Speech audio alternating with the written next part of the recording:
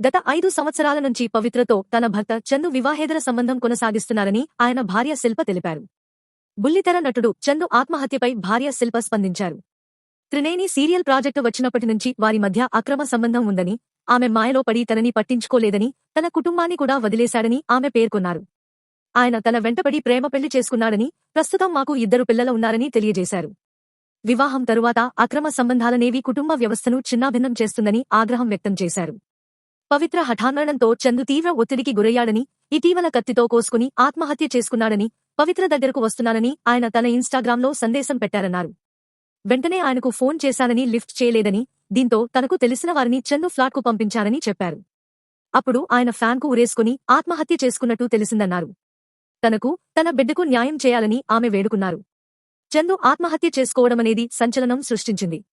తాజా సమాచారం కోసం లైక్ చేయండి, సబ్స్క్రైబ్ చేయండి.